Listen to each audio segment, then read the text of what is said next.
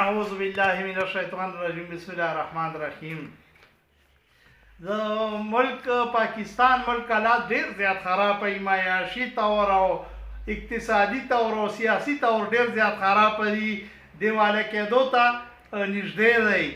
نو زه د غریبانه او عاجزانه تجاویز پیش کوم عمران خان پی ټی آی ته، پی ډي ایم او شهباز شریف ته چې دواړه سره کېنئ او مذاکرات وکړئ. د واړه اختر نه پس چې کوم ځای انتخابات وکړئ، قومي او صوبایي اسمبلۍ. دویمه خبره دا ده چې ملک دیواله کېدو نه بچ کېدو لپاره دا ده چې څومره مراعات یا توقع بیوروکراسي او سرکاري ملازمین دي، که وزیران دي، که ممبران دي او که هر څوک دي، چې دغه مراعات 100% ختم شي. مراعات یې ختم شي، په خپلو ګاډو کې به ګرځي او په خپله تنخوا باندې یې گزاره کوه، په ډوډۍ دا خوري، دا ګاډي ماډي او دا کیسې میسې یې ختم کړه.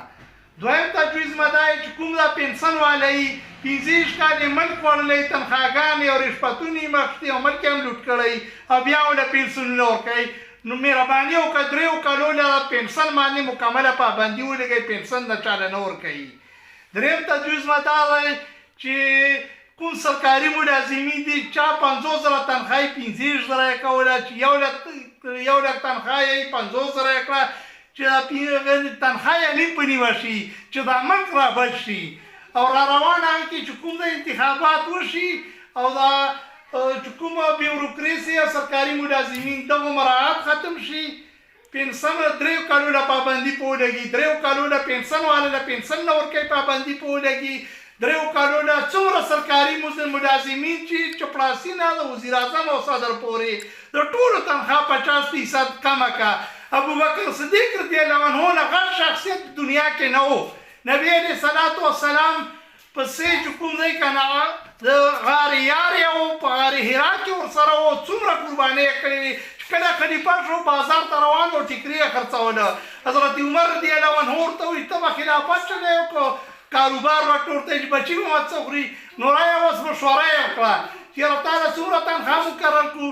ورته وایي ما له دومره تنخواه مقرر کړئ چې د مدینې منورې د مزدور څومره تنخواه وي.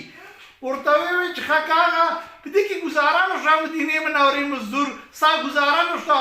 ورته وایي چې مدینې منورې د مزدور تنخواه به بیا زیاتوم، زما تنخواه زیاتېږي.